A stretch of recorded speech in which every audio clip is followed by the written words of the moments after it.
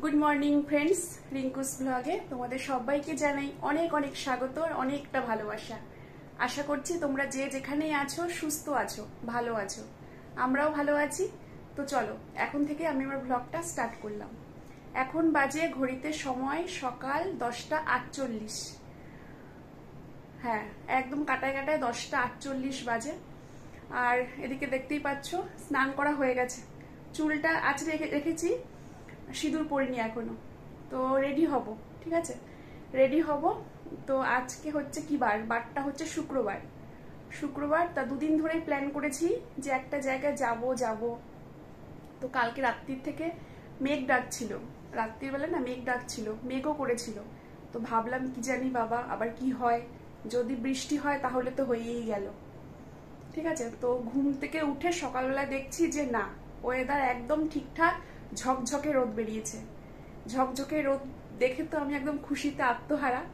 তো চলো এরকম ওয়েদারই থাকুক, তাহলে আমাদের কাজটা আমরা করতে পারবো, মানে যে কাজের জন্য যাচ্ছি সেটা সফল হবে। তারপরে বাড়িতে চলে আসার পরে যা হয় হোক, তখন বৃষ্টি ঝড় তুফান যা হয় হোক, নো টেনশন। কিন্তু যাওয়ার আগে যেন এরকমই ওয়েদারটা থাকে, রোদ ঝলমলে। তো চলো বেশি বকবক করবো না, রেডি হব। আর কোথায় যাব সেটা তো বলবোই, তবে এখন না, ঠিক আছে, একটু পরে তোমরা জানতেই পারবে। তো তোমাদেরকে সাথে নিয়ে চলো ঘুরে আসবো, ঠিক আছে। কেউ কেউ হয়তো আন্দাজ করতেও পারছো যে কোথায় যাব। তো যারা বুঝে গেছো তারা তো বুঝেই গেছো, যারা বোঝোনি তারা দেখতে থাকো আমার ব্লগটা, আর যারা বুঝেও গেছো তারাও দেখো, দেখতে থাকো যে আমি রেডি হব, যাব, ওখানে গিয়ে কি করব, ঠিক আছে। তো চলো রেডি হয়নি আগে, হ্যাঁ দেখো। আর সকালবেলায় হচ্ছে আজকে সেরকম ব্রেকফাস্ট করা হয়নি, কেননা বিশ্বকর্মা পুজোর ভোগ রান্না হবে। তোমাদের দাদা ভাইয়ের যে স্ট্যান্ড, সেখানে তো বিশ্বকর্মা পুজো হয়ে গেছে, সেখানে আজকে ভোগ। দেখো, মঙ্গলবারে হয়েছে পুজো, বুধ বৃহস্পতি, আজকে শুক্রবার, 3 দিন পর আজকে ওখানকার ভোগ হবে।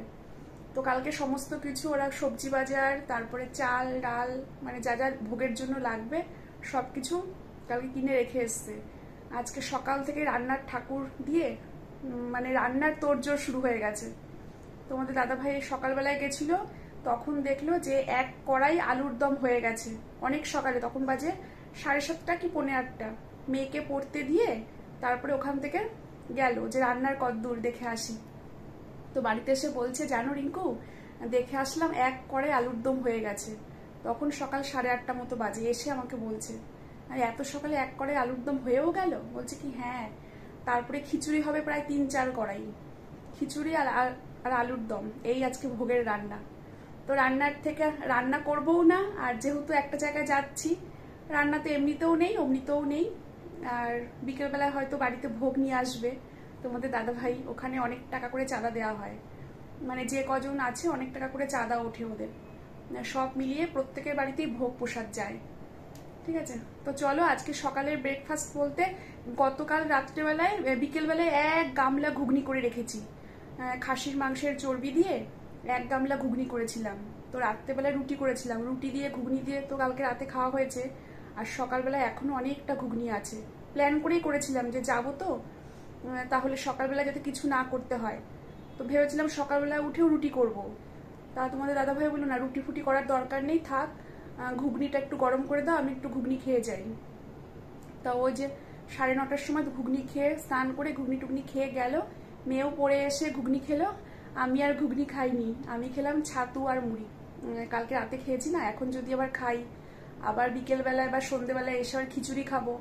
এমনিতেই আমার একটুখানি গ্যাসের আর অ্যাসিডিটির প্রবলেম আছে, ঠিক আছে। ওই জন্য মানে একটু সাবধানতা বজায় রেখেই চলি, একটু সাবধানেই থাকি আর কি।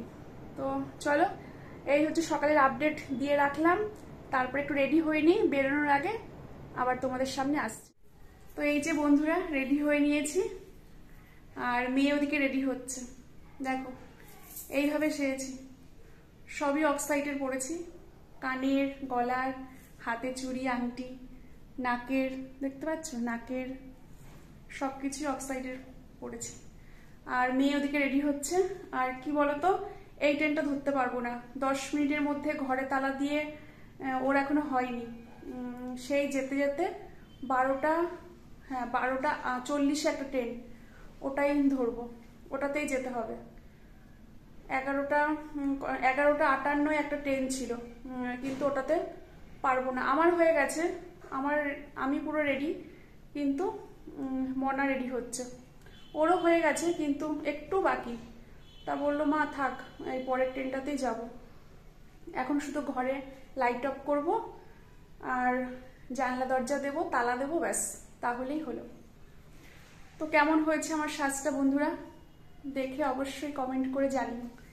এইভাবে হালকা পাতলাভাবেই সেরেছি। তো চলো, রোদ একদম ঝলমল করছে রোদ।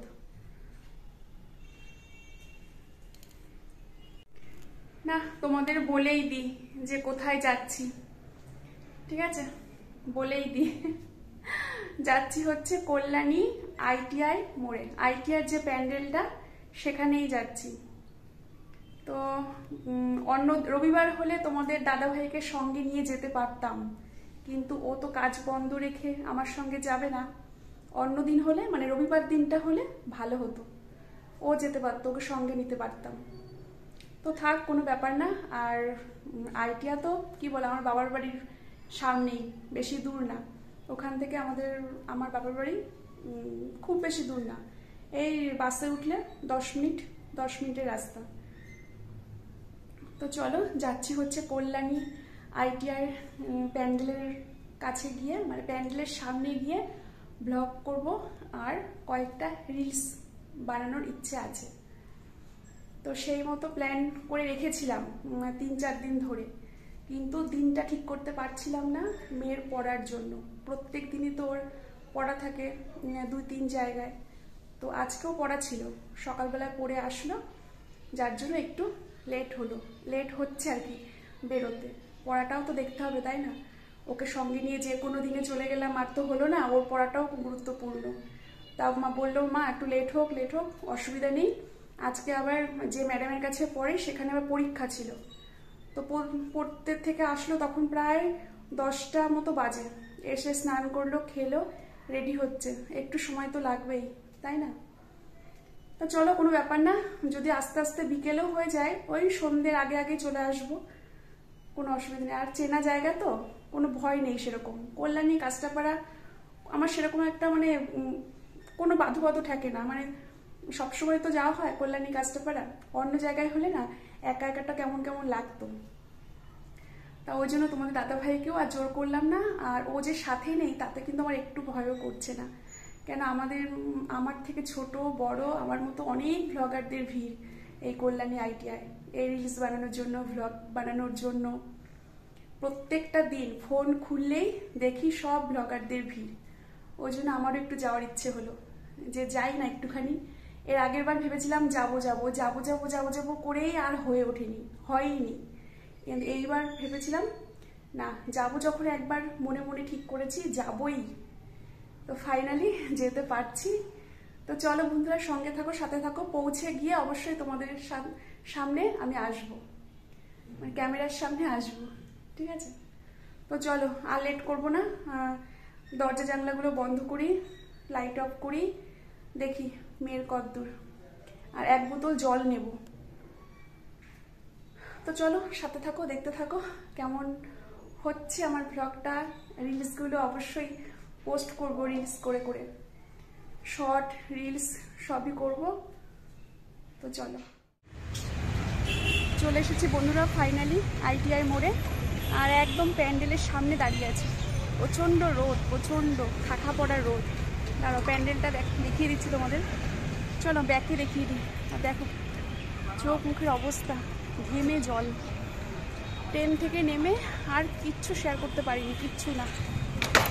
2 গ্লাসে 2 বাদাম লস্যি খেয়ে টোটোতে উঠলাম, এই টোটোর থেকে এখন নামলাম। তো ফাইনালি চলে এসেছি বন্ধুরা ITI মোড়ে, মানে ITI যে প্যান্ডেলটা, সেই প্যান্ডেলের সামনেই একদম দাঁড়িয়ে আছি দেখো। আর তোমাদেরকে সুন্দর করে দেখাচ্ছি, দেখো মাঠটা আর প্যান্ডেলটা। এখনও কাজ হচ্ছে, তবে শুনেছি মহালয়ার আগে ওদেরকে কাজ কমপ্লিট করে দিতে হবে।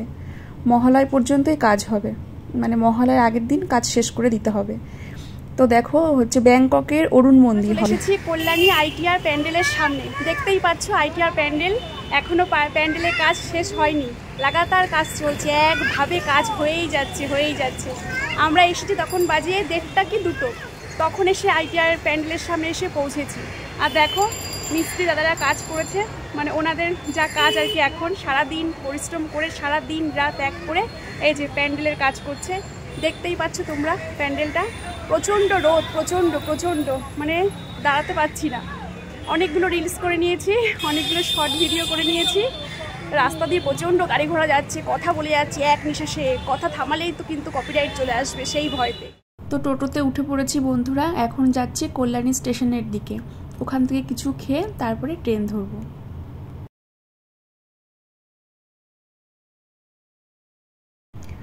তো মিষ্টির দোকানে চলে এসেছি দেখো। তো কি খাবো করছি, তো মেয়েকে বললাম এগরোল খাবি না চাউমিন খাবি, তাও বললো যে না দুপুরবেলা তো ওইসব কিছু খাবো না এখন, তেলে ভাজা, তো মিষ্টি খাই আর একটু মিষ্টি দই নাও। তো তাই করলাম। আজকে যে কখানা ঠান্ডা জলের বোতল কিনলাম তার কোনো হিসেব নেই। আসার সময় কিনেছি 2টো, এখন দেখো বাড়ি ফেরার পথে নিয়ে নিচ্ছে আরও 2টো। আর এই যে বিশ্বকর্মা পুজোর ভোগের খিচুড়ি প্রসাদ, এদিকে আলুর দম আর এই যে খিচুড়ি। তো খিচুড়ি আর আলুর দম দিয়েই আজকে আমাদের রাতের ডিনার শেষ হলো।